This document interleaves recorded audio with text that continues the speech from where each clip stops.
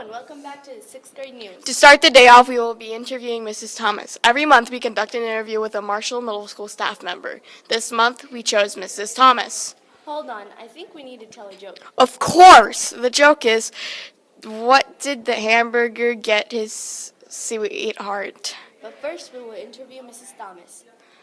All right, everyone, think about the joke, and we'll get back to you. Thank you, Mrs. Thomas, for letting us interview you. What do you do as the head principal? Thanks, Belkisa. I do a few different things, and I guess one of my questions would be, what do you guys think I do as a head principal? What's your impression with what happens in the middle school building to know what maybe the difference is between Mr. Thor's position and my position? Do you have any ideas? Maybe you have a lot of meetings and you take care of most of the activities at school. I'd say you're not far off. Do you guys want to lend an opinion? Maybe you do more of the running the school, or Mr. Thor does more of the students. Yeah, that's what I had. You'd say that too, Yeah, Mr. Thor takes care of students more, and you do the work for, I don't know how to. You guys are pretty close. I'd say Mr. Thor's position is much more student-oriented, so behaviors, positive or negative. So he does a lot of behaviors and supervisory duties, as well as lining up those duties and making sure that everybody's covered and that students are well supervised. My position is probably more,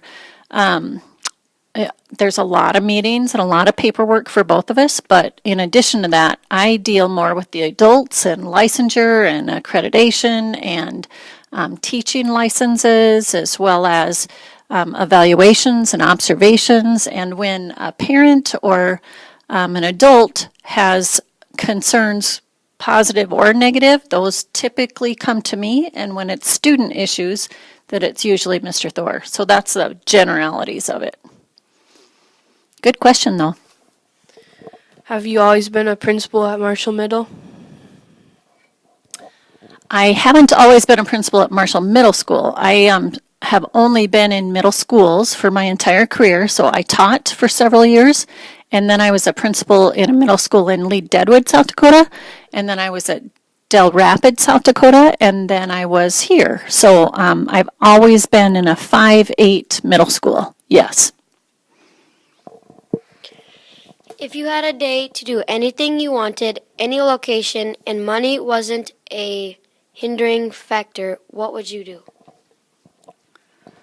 Wow, that's a good question.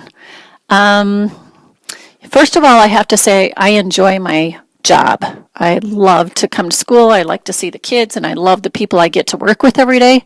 But I think all of us like some vacation, some time to get away from Marshall or the snow or whatever that case might be. And for the most part, we really enjoy visiting with our families and spending some quality time with them.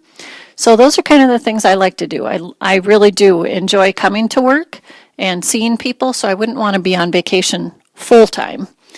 But otherwise, I like to spend time with my family and my friends and do a little bit of traveling, and I always look forward to coming back and getting back to work. Any other questions for you guys? Nope. Okay, well, thank you very much.